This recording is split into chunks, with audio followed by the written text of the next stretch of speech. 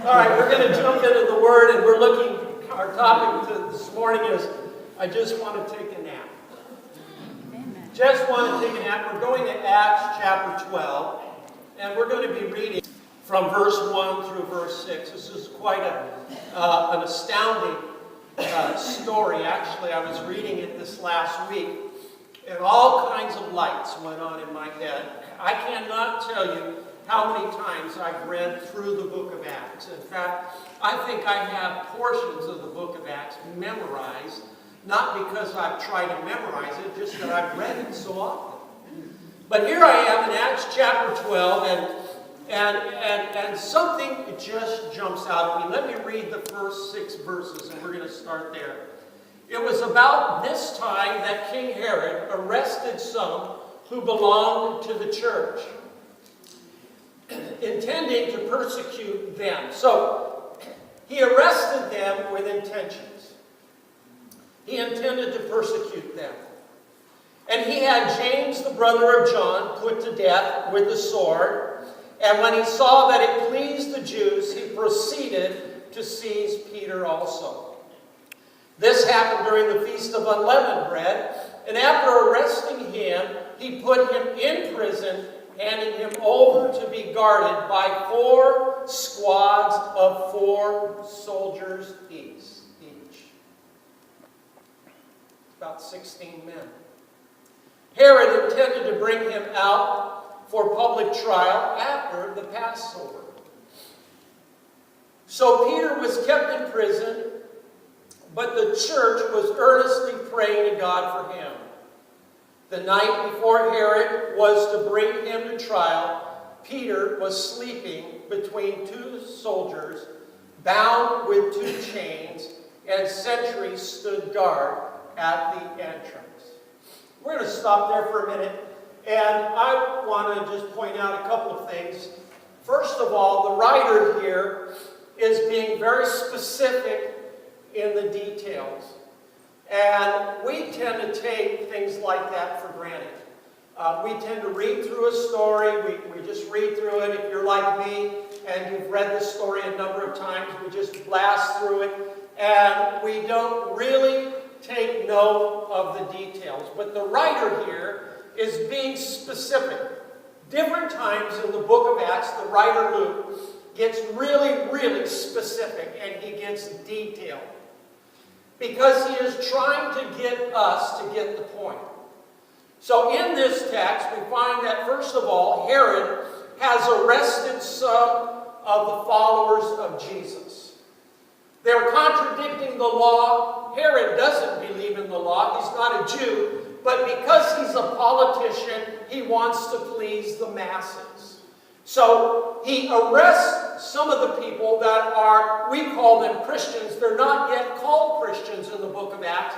They're called people of the way, or people that follow Christ, that follow his way. I seriously wish that we could lose the term Christian in our society, because Christian today has come to mean all kinds of things. It's come to mean that, well, if you're not a Catholic, you're a Christian, or if you're an American, you're a Christian. And I mean, we have watered the term down to where, in my opinion, it's lost its meaning. I really like the early church's name, or what defined them. They were people of the way. They walked the way of Christ. They followed his teaching, and they were called people of the way, or people that follow Christ, or followers of Christ. So Herod he's trying to secure his political power. So he says, well, I'm going to please the masses, so I'm going to go arrest some of these people that are people of the way. And in that, he arrests James, the brother of John. And he has James executed. Now, I don't know how he was executed. I tend to believe he was beheaded. But he has him executed. And I stopped for a minute and I thought, here James is executed, the brother of John. I wonder what John felt like when he heard the news. I wonder what went through his mind when he heard that his brother had been executed. persecution is beginning to hit this church, and it's hitting it really hard. I wonder if the military were to all of a sudden come into this place and the government decided that being a Christian was against the law and execution, you were to be killed by a firing squad or something of that nature. There are countries that do that, you know. But I wonder if the military came in today and they grabbed your significant other. I wonder if they grabbed your son or your daughter and they just hauled them out of this place and you were protesting and pleading and please don't take them and you can't do this. What are you doing? You don't have a right to do this. But they took your significant other by force or your son by force and they hauled them away to jail. And the next day you get word that your loved one was killed. What would you feel? I'm not really sure how I would take that, quite honestly. I think I would have to do a lot of serious soul searching. Would you be mad at God? Would you blame God? Would you say, why, Lord, did you have to take my wife and let this happen to her? Surely you could have stopped it. Or would you take the position? You know, there are a lot of people today that have gone to church. There are a lot of people that have been a follower of the way at some point in their life, but something happened in their life, and as a result, they have taken that something, and it has turned them against God. I've seen people that have lost a loved one or a sister or a brother to tragedy only to blame God. Or would you be here and would you say, Lord, I thank you that my loved one was considered worthy to be a martyr. That they became a martyr for you, and there is really no greater calling than to give your life for Jesus Christ.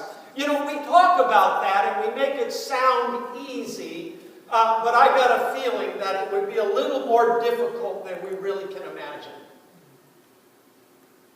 Thank you, Lord, that Deborah died for you and was executed. That would be a little bit difficult. I'd have to really feel that in my heart to be able to truthfully say that. And I could only say that based on my commitment to Jesus Christ and my love for Him.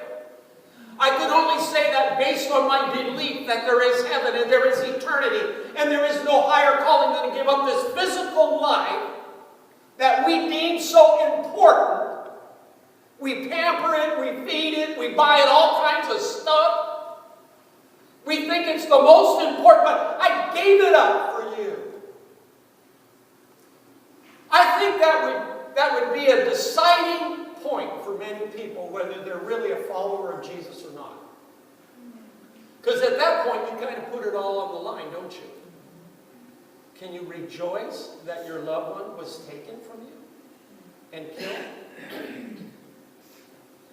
So Herod sees that it pleases the crowd, and he goes on to arrest their number one spokesperson, and that is Peter. Peter has been the one out speaking to the crowds and preaching, and he seems to be the one that God uses publicly.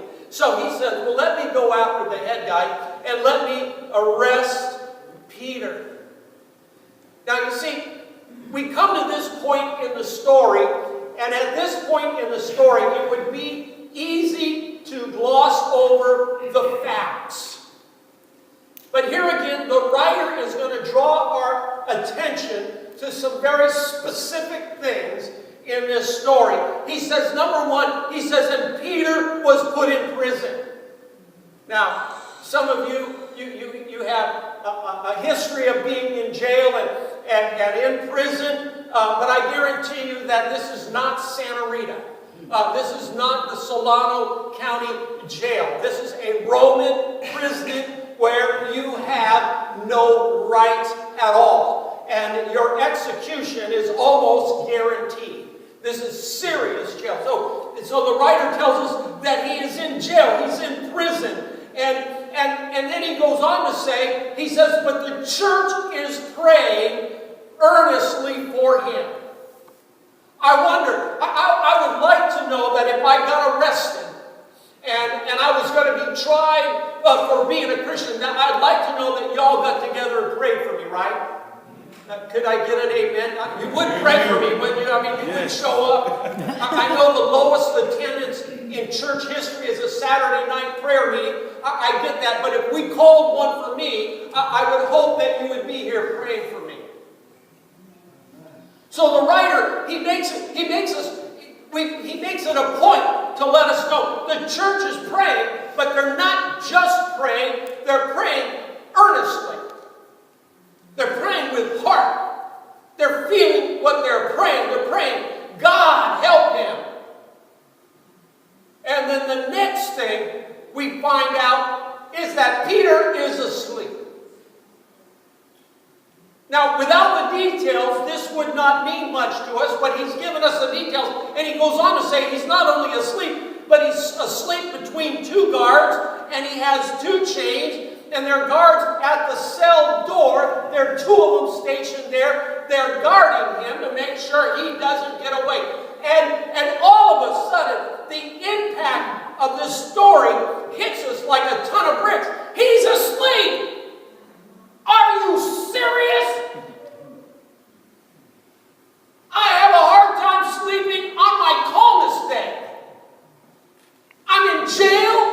I'm chained. There's a guard here, a guard there, two at the door. I ain't getting out of this place. He just killed James, had him executed. I'm next. I am next tomorrow morning. They're going to convict me and they're going to execute me. I think I'll take a nap without medication. And the writer says, he's asleep. He can't be asleep. He's not even praying. He's not worried. He's not praying. God, get me out of here. Help me, Jesus. Oh, please get me. I don't want to die like this.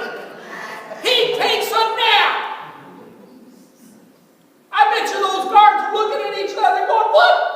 Dude's asleep. He's snoring. He's sleeping like a baby. Now, you might be saying to yourself, well, you don't get it, Pastor. He had faith that God was going to release him. No, he didn't. He believed he was going to die. Oh, well, Pastor, the church, surely they were praying for his release. No, they weren't. They were praying that God would give him grace in his execution. They did not believe he was going to be free. Let's look at a couple of verses. I want to read verse 12. Let's read what happens when Peter all of a sudden is let out of jail.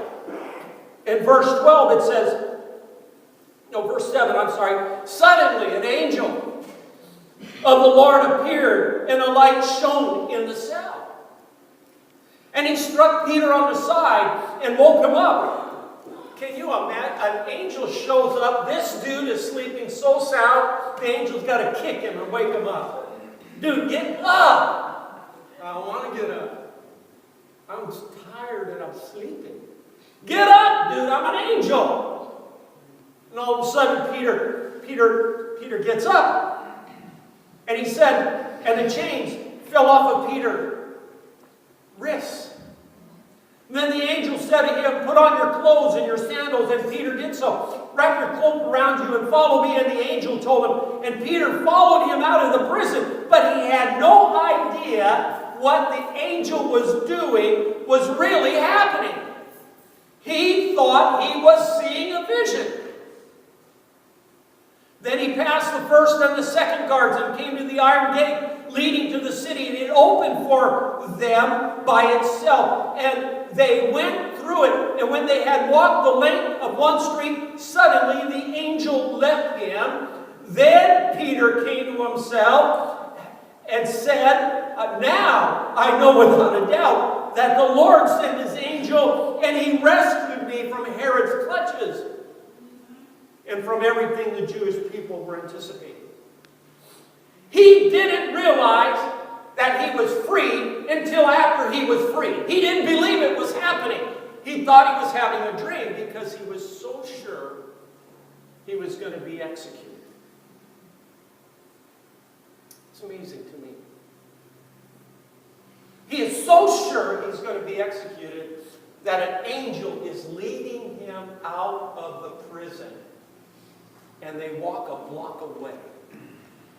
And the angel leaves him and he goes, oh, wait a minute. Wait a minute.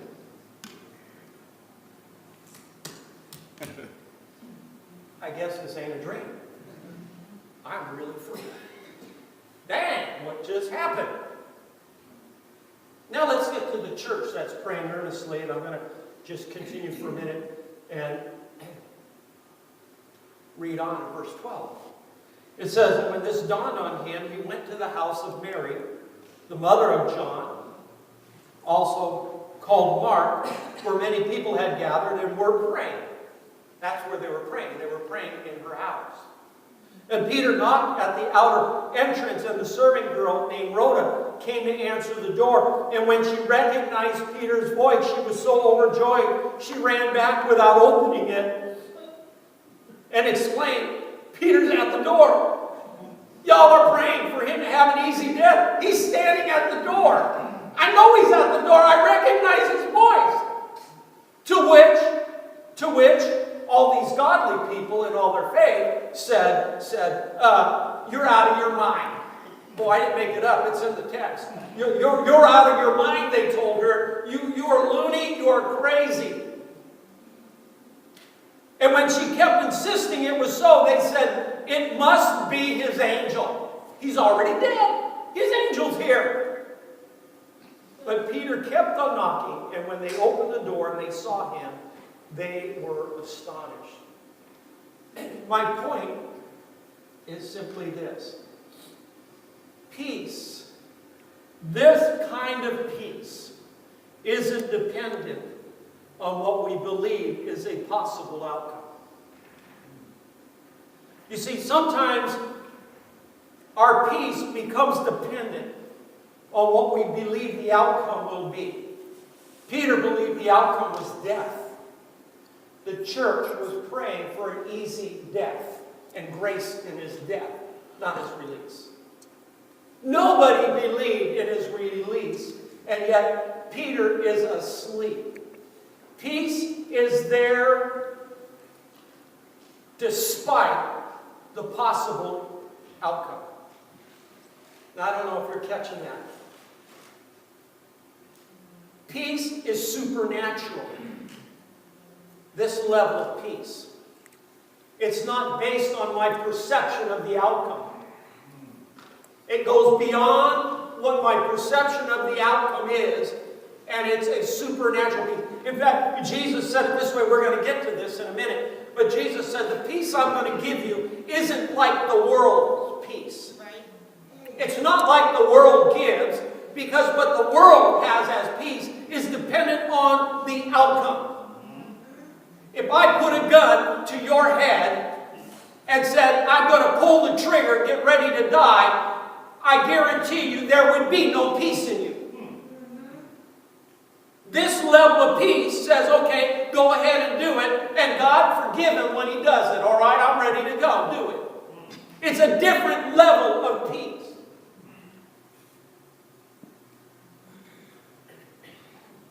I'm horrible to fly with. I admit it. Don't ever catch a plane with me. I'm absolutely horrible. I used to be really good in airports before 9/11. They ruined everything. Do you know you can't bring a bottle of water on a plane?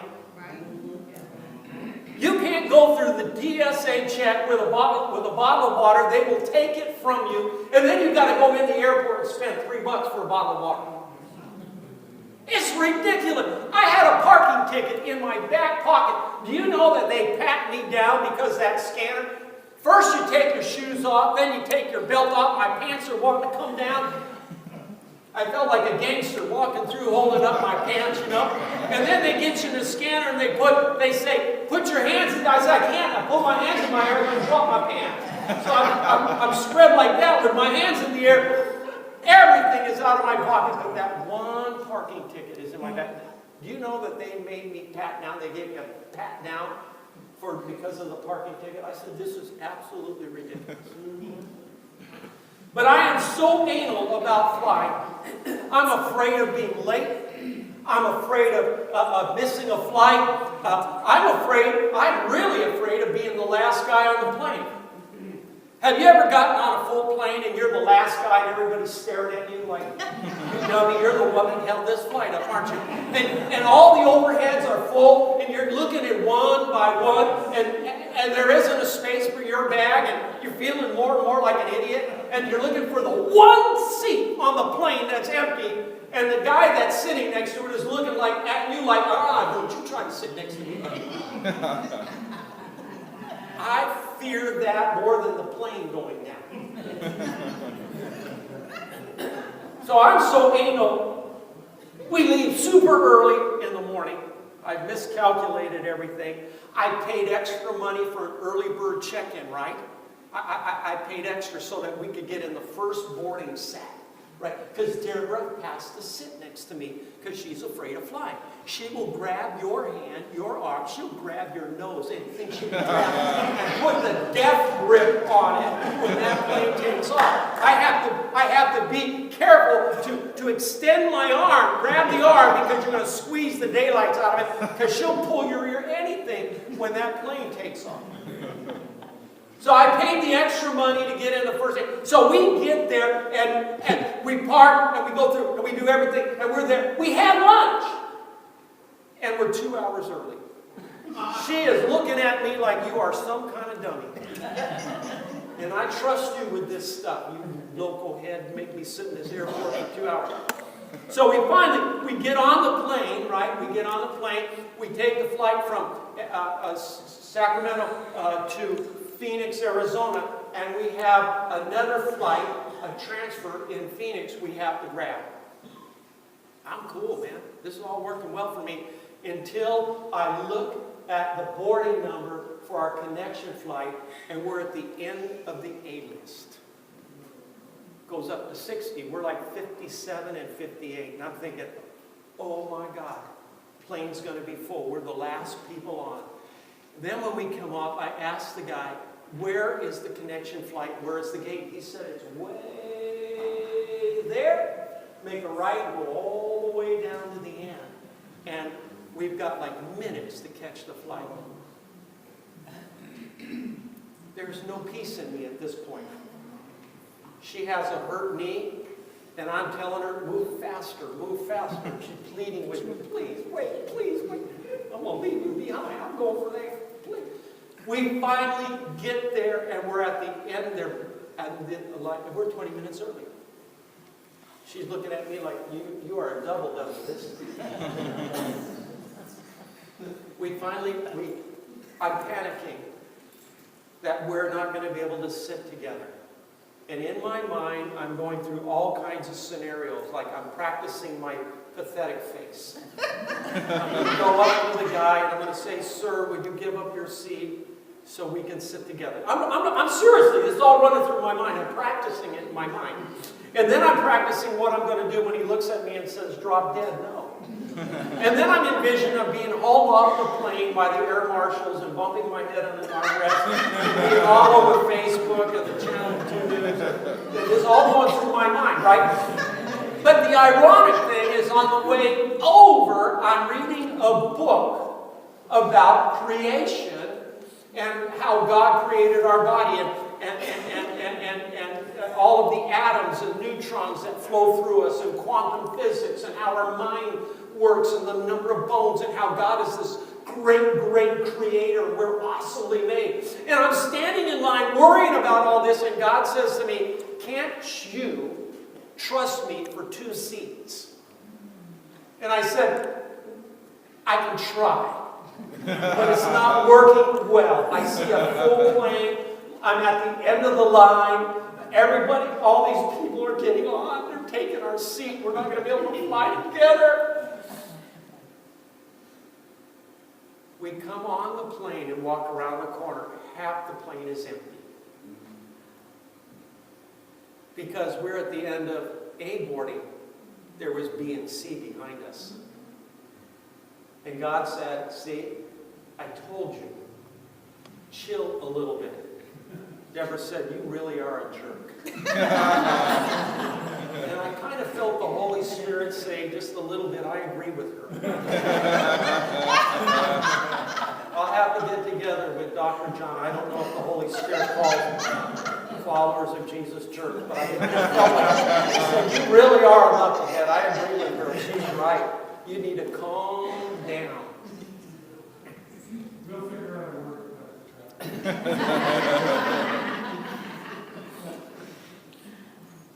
My point,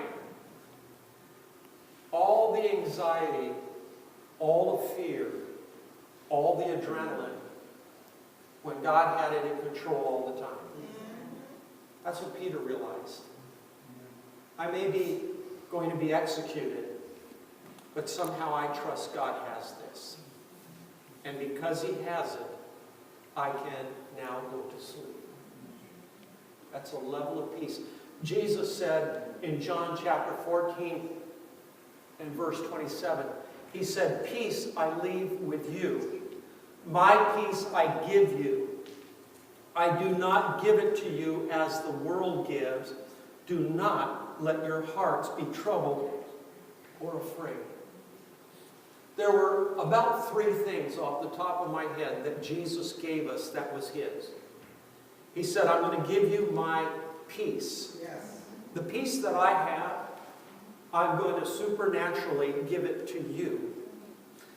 He said, the joy that I have, my joy. Now, we tend to think that Jesus was a pretty solemn guy. Not true. There is a verse in the Gospels that said He had more joy than His companions. So if you saw the group of 12, or the 120, or whatever it was, the multitudes, the guy in the middle of that group, Jesus had more joy than any of them. And He says, and He knows He's going to be put on a cross. But He's the happiest guy among them. And He says, my joy I will give you. And the third thing He says is, I will give you my Spirit. 3 things. It's a gift to you. It's a gift to me. We just have to claim it. We have to take it, and we have to use it. It would be like the wealthiest, most powerful person in the world, whose name is known throughout the world, gave you his personal business card and said, if you are ever in trouble, if you are ever hassled, if anything happens to you, you give them my card. And when you do, it will all be okay. And when you use my card, it sends a signal to me, and I will be there quick. You see, that would be great for the most powerful, wealthy man in the world to do that. But we have a card from the God of the universe. You don't get more powerful and more wealthy than that. He has given each of us a peace card that we can use whenever we need to use it. You don't have to pray about it. You don't ask for it because He's already given it to you.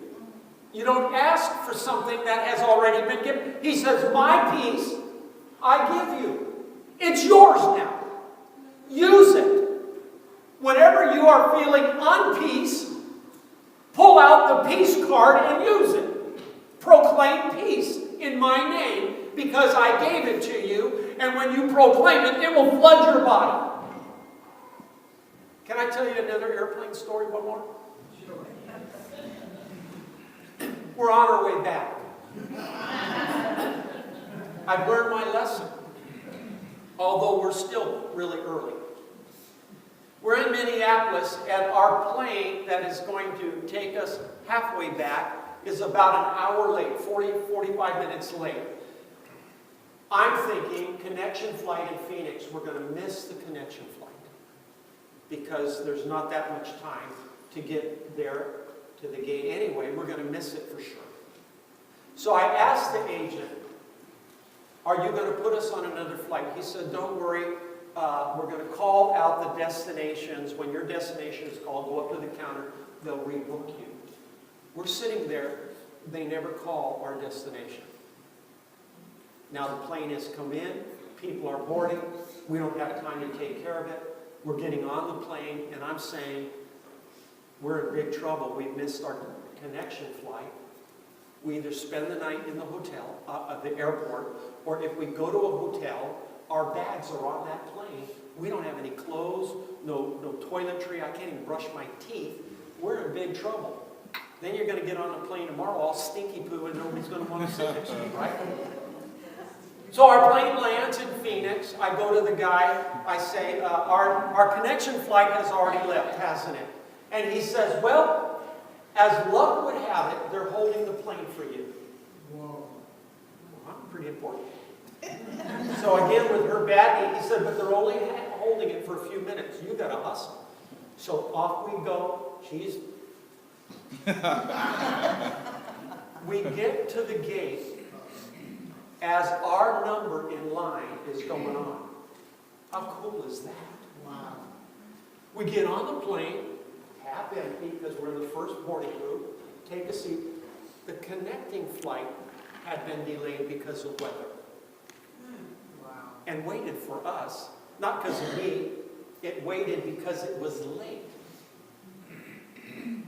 Here's the key. We're sitting in Minneapolis, and I'm having an anxiety attack over a flight I know we're not going to get. But I'm thinking about Peter. And I said, if he can have absolute peace in jail, facing execution, I can have absolute peace in a Minneapolis airport.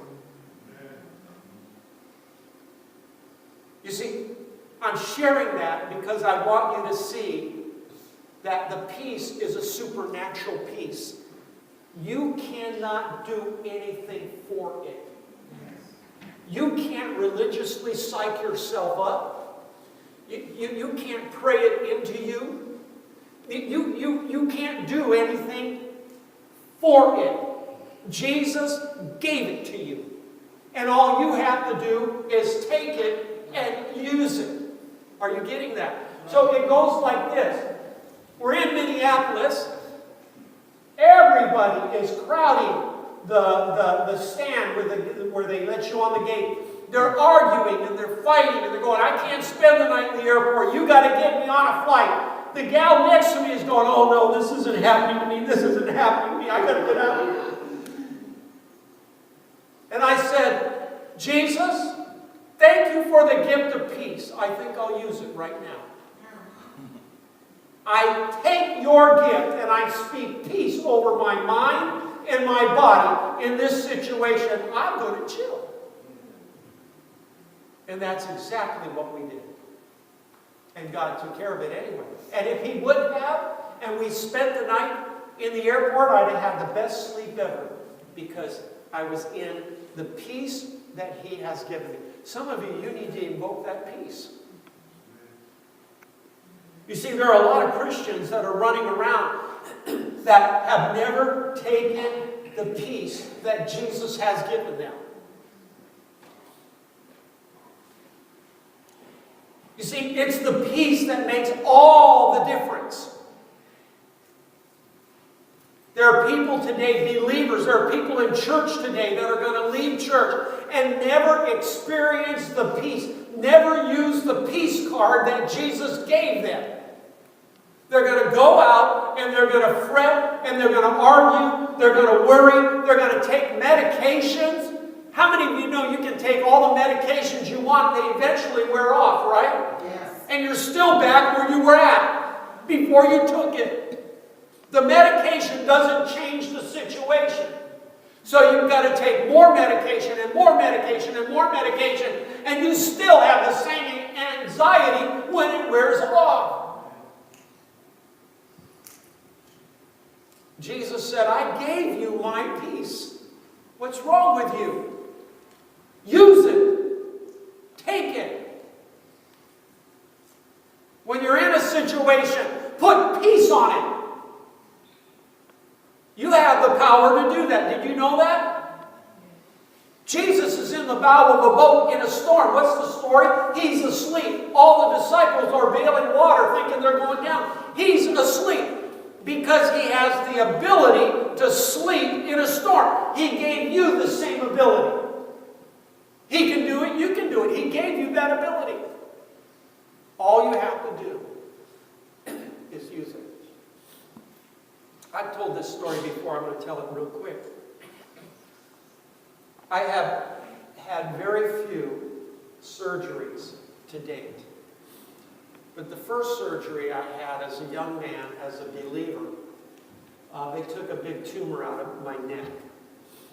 And I remember I was so scared. I went in the hospital. I wouldn't let anybody be with me. No family. I went in alone. I was dropped off at the front door. I went in, scared out of my mind. I didn't know how to put the little robe on and the booties. And I remember I sat in the bed. I was the only one in the room. There were 3 other beds, but I was the only one. And I remember I sat on that bed. I sat up right in the middle of the bed. And I said, I am so scared. I've never been this afraid in my entire life. And I said these words, Jesus, please, if any other time, this is the time, give me your peace. Amen. That's all I said. Sitting with my little, I put the robe on backwards, if that gives you any clue.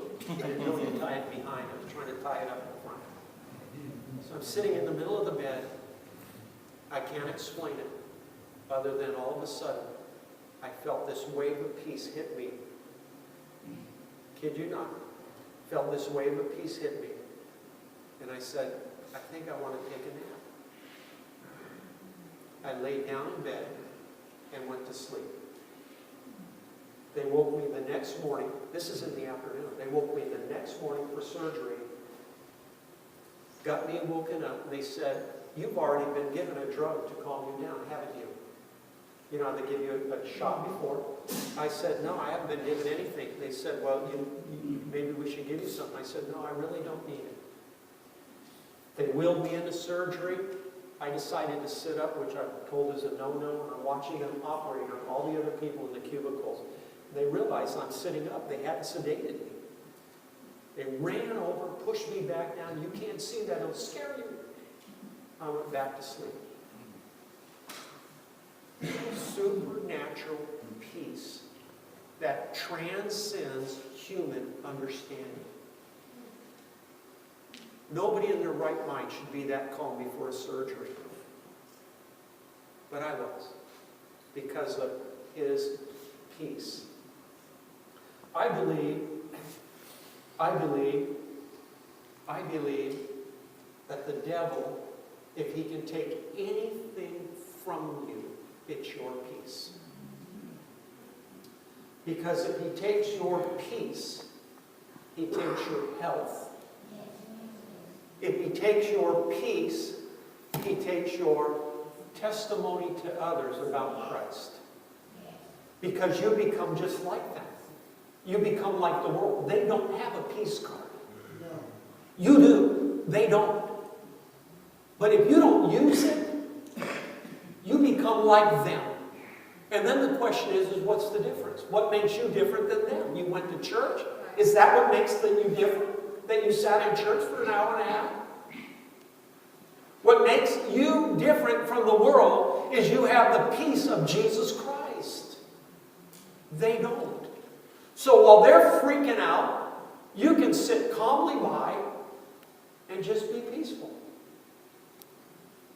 Well, they're having a cow when they have cut back at the work and everybody's being laid off and getting slips, and you know you're going to get one too, but you're the only one that's just happy and content. Eventually, somebody's going to say, what, as Paul said, be ready to give an answer when somebody asks the hope that lies in you. We want to go beat people up with the gospel. That's not what we're to do. We're to show them the hope that lies in me.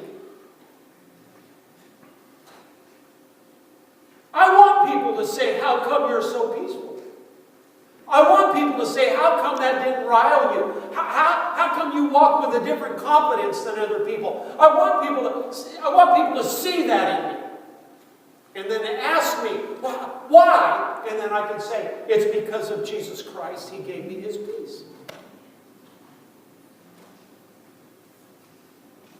We live in an environment that's pretty hostile.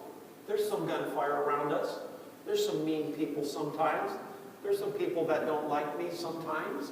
But you know what? It's never taken my peace. It has never robbed me of peace because I refuse to walk like the world. I'm going to walk with what Jesus gave me as rightfully mine, and I'm going to put that peace on me and in my life and in my mind. What has you troubled today? What's got you troubled? Family? Situation? Income? Housing? What has you troubled? You can put Jesus' peace on it.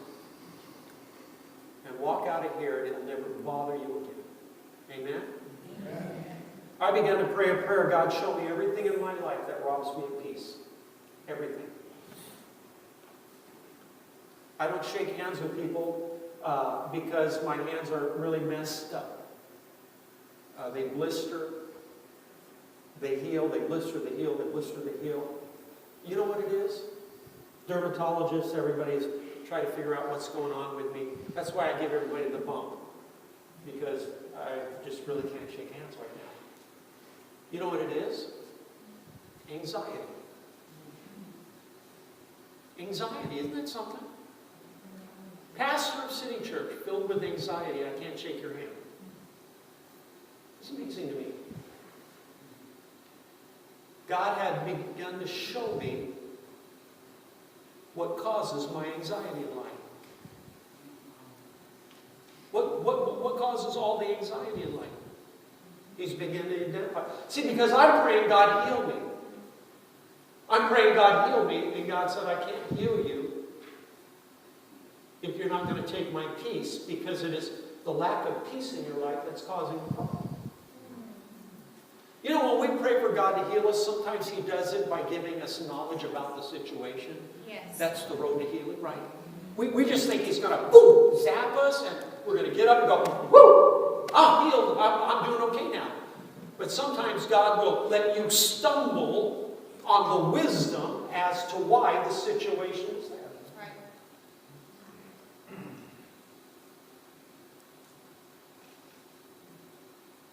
So I'm working on it.